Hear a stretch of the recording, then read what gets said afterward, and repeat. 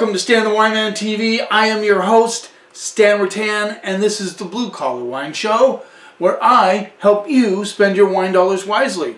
Yes, we're doing another blind episode. This time we're doing Chardonnay. And the cool thing about this blind episode is we have one from Oregon, one from California, and one from Washington State.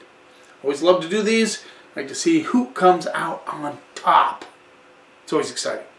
Chardonnay is a very cool grape, #1 selling varietal in the United States. It even outsells Cabernet Sauvignon. At least the last time I did research on it, that's where it's at. Very popular wine. Actually, it's a funny wine because some people think they're really cool if they say they don't like Chardonnay. In particular, some of the wine guys and girls that call on me. I mean, I don't get it.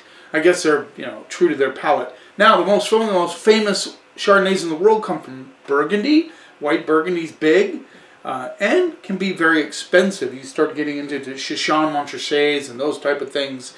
They're very expensive. But they age well. I had recently got my hands on a 2000 Chardonnay Montrachet, and it was beautiful. So, it is ageable. Now, most of the Chardonnay, let's say from California, Australia, Washington, not necessarily made to age for a long period of time. Chardonnay is considered the winemaker's white because it takes a lot of winemakers' attention.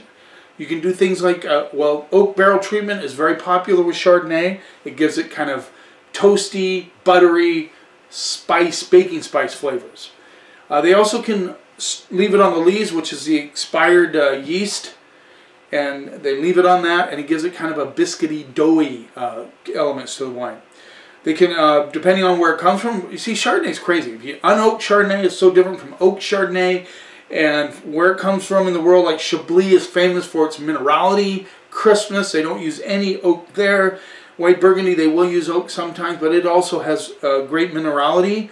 Chardonnay is all over the place. So whenever somebody comes to me at the store and asks me, I want a Chardonnay, I have to ask them a lot of questions because I want to get them to the Chardonnay that fits their palate. But let's get started right away with these. Let's see, #1. Let's get started with #1 right there, #1. My question is for you: what style of Chardonnay do you like? I know unoaked Chardonnay started to really take off, and now they've slowed down just a little bit. Some people, like I said, ABC, anything but Chardonnay. That's fairly common. Where are you at with Chardonnay? Do you have a favorite? Do you like Chardonnay? Do you not like Chardonnay? If you don't like it, why don't you like it? What about Chardonnay do you like? What about it you don't like? The only reason I don't drink a lot of Chardonnay is because when I bust open a bottle, boom, it's gone. Just saying. It goes fast. And if you spend a lot of money on a Chardonnay, that kind of hurts a little bit. Let's see what we get on the nose. Okay, a little bit of golden color, fairly clear, but see that gold hue to it. Wearing my golfing vest because I can't golf, which I think is ridiculous. They have this closed down, so I'm just wearing this. It makes me feel good. I will be out there someday soon. Let's see what we get on the nose. Get a little bit of butter on this one, on the nose, just a little bit. This leans towards more pineapple. Yeah, I'm getting a little pineapple, a little bit of maybe a touch of banana. Yeah, pineapple, banana, maybe a little bit of mango coming through.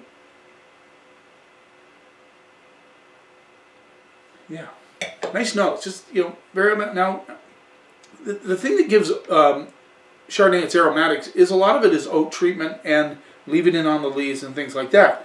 Now, what I don't like when they make Chardonnay sometimes is when they use oak chips. For some reason, that are oak dust. They actually put oak in a bag and dip it down into the vat of Chardonnay, giving it that oak flavor. I don't like that. I can sense it. It's like makeup to me. I hate it. But that doesn't mean all of you hate it. I've had some Chardonnays that I'm pretty sure had oak dust bags, and people like them. It's cheaper to do it that way. A little bit of apple coming through as well. Let's see what we get on the palate.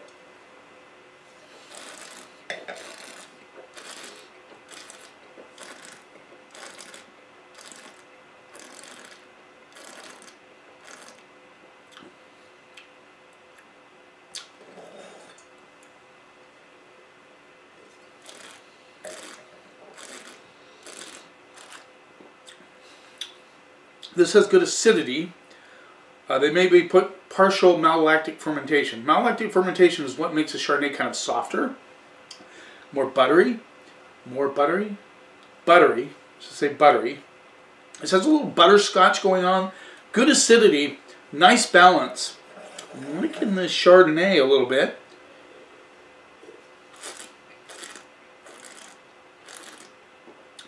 The apple and pineapple notes come through front to finish. Feels a little slick like butter, but it has good acidity, making this a really good food wine. This would pair nicely with, it'd do well with shellfish, halibut, chicken dish would be really good with this. Risotto, something like that.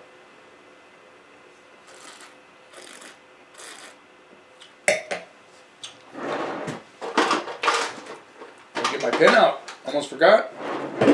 So this has good balance, good acidity, not super rich.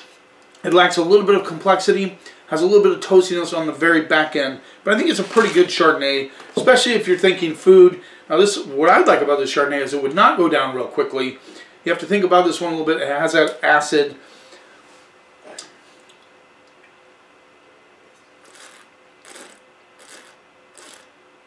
Pineapple, apple notes. Pretty decent Chardonnay. I'm going to say, yeah, it's a fair grade for that. Let's move on. Number 2. Now you don't want to rinse. You might be saying, well, why are you rinsing? They're all Chardonnay, but they're different. You see, Chardonnay is very, very different from Chardonnay to Chardonnay. That's why those questions are important when people come to buy it. For me. Number 2. So finish on that's pretty good. I think that's a very fair grade I gave it. Okay. About the same as number 1. I think this might be just a touch clearer. It still has that nice golden hue to it. Yeah. Okay, let's see what we get on the nose here. Now this one has baking spices on the nose, right off the bat. That's what I get. Yeah, big time baking spice. Get a little clove. Definitely clove, for sure.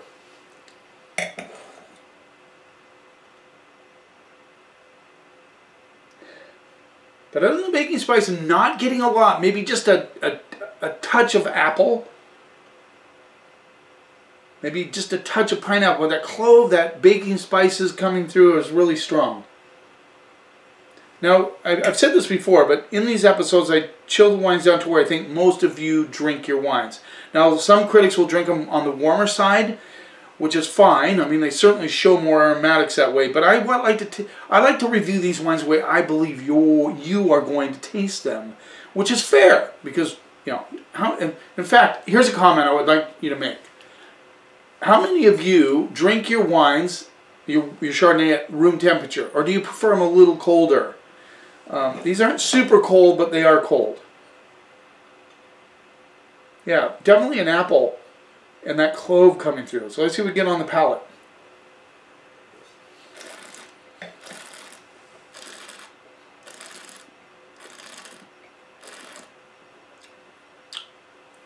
Entirely different than the first one, but this is nice and fresh. I like that. Nice and fresh. That clove comes through very lightly on the palate. This one finishes big time with pineapple, which I thought I got a little bit of that, but it's really there on the finish. Kind of blended with crisp apple notes, like Granny Smith. Maybe not even, maybe a little heading towards a red, between a Granny Smith and a red apple.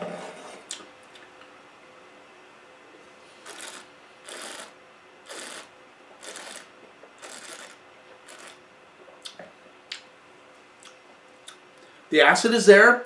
I don't think this went through full malolactic fermentation. It may not have had any, or partial. Sometimes I like to do partial malolactic fermentation, which takes malic acid and changes it to lactic acid, a lot softer acid than malic. Malic is green apple. This could have partial malolactic, but not very much. Nice and crisp, good freshness on the palate. I like the apple and pineapple notes on the finish, and I like that little hit of clove and baking spice that comes through.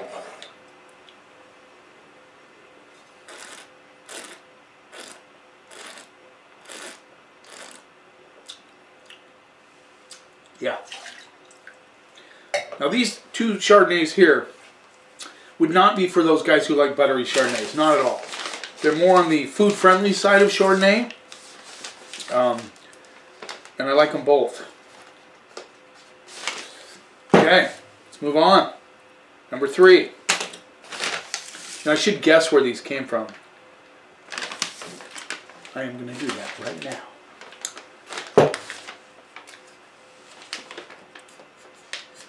Putting my neck on the line here. See what they say. California, Oregon, and... I may have to change this one, but I will before I unveil them. There you go. Number 3. Number 3. Excited to see these. Those first two were pretty impressive, I thought.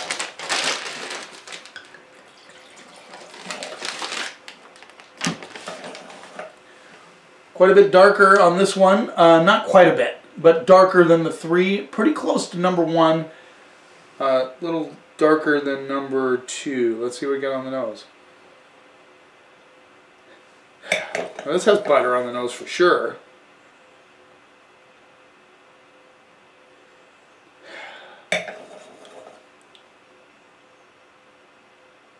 Definitely apple notes. A little bit of pear too. I always like getting a little pear on my Chardonnay. I love pear. More like Asian pear, maybe a little bit of Bartlett. Apples and just a pinch of pineapple. Let's see what we got on the palate.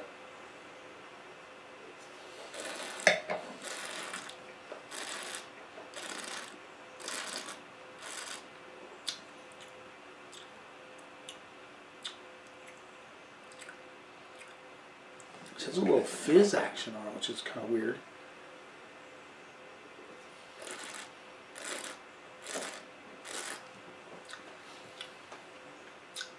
It's got a little frizzante on it. Now, I'm not sure if that's a flaw in the wine, or if maybe it's a new wine. Maybe it's going through some fermentation right now in the bottle. That's possible. It does happen.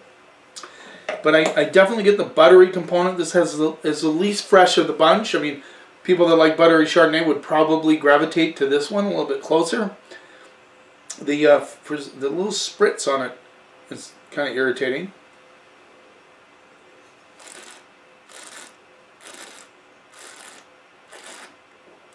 It's kind of gone away now. So this has that kind of almost, this has a little bit of a doughiness to it. Could be left on the leaves for a little bit. It has a little biscuit component, toast, apple, pear, and pineapple. Definitely front to finish. This has good weight.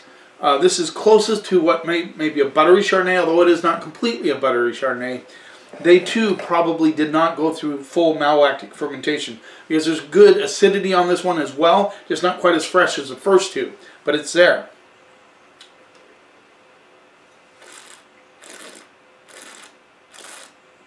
Yeah, that spritz went away. Could be my tongue just made an adjustment there. Who knows? That's what happened. But yes, good Chardonnay. All three, very good Chardonnay. This is going to be a tight one. This is going to be close.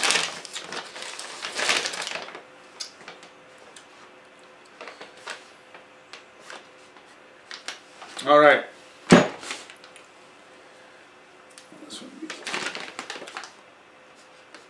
I think I'm going to stick with where I thought they were from. We'll see if I'm full of crap or I know what I'm talking about. Who knows, you know?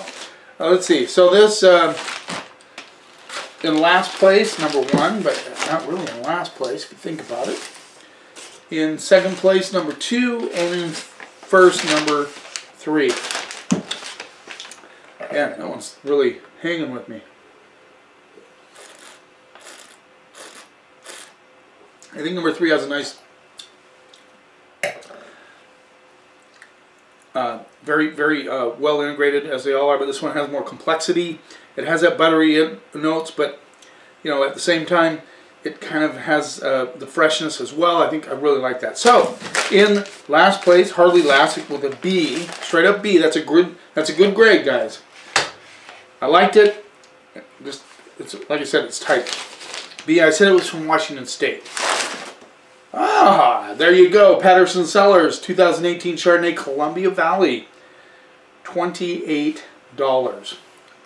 There you go. Wow. I got it right. Damn. Damn.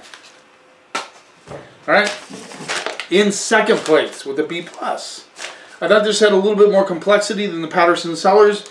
I like that one. Good acidity, nice and fresh. I said it was from California with a B+. Oh, I was wrong. Wrong! Ah! That was on a roll, too. Damn. Okay. Wilkinson Estate Chardonnay 2017, Willamette Valley, Oregon. So this is the Oregon version. $43. There you go. 43 bucks. Good food Chardonnay. Thought I had a little bit more complexity than Patterson Cellars, but BB+. Both really close. I like them both. So, damn it. Hoping to get them right. I didn't. Oh well. In first place with a straight up A-. Straight up A-. I've said was from Oregon. Obviously I'm wrong. It's from California. This is the Wonderwall 2018 Chardonnay. And this is from, I believe, bottled by, oh yeah, Recordings, Field Recordings Wine Company. Cool label on this one. This is $21 now, guys. Guys, that's impressive. That's impressive. Now, it didn't taste like a California Chardonnay to me at all. Well, it did a little bit. I mean, it had more butter than the rest of them. But I'm a big fan of Field Recordings. They do a great job. 21 bucks. That is the value. Don't forget to answer the question. What kind of Chardonnay style do you like? Do you like unoaked, oaked? Do you like Burgundy? If you don't like Chardonnay, why? If you do like Chardonnay, why? I'd like to get a few comments. I've been getting a lot of comments. I really appreciate it. Don't forget to subscribe to my channel. I appreciate it very much. It means so much to me. I think they're going to put the episode on the Wines of Jumilla up on Grape Expectations website. They're doing a little editing. I don't know what they need to edit. What do you mean, editing? But that's okay. No, I appreciate it. Yeah, thanks for taking a little time out of your day. I really appreciate it. I'm not going to say it again. You keep watching, and I'll keep helping you. Oh, before I say that, stay safe.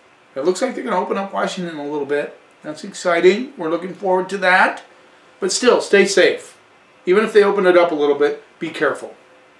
We don't want you getting coronavirus. I mean, I can get it. I'm not worried about it. But I don't want you to get it. You keep watching, and I'll keep helping you spend your wine dollars wisely.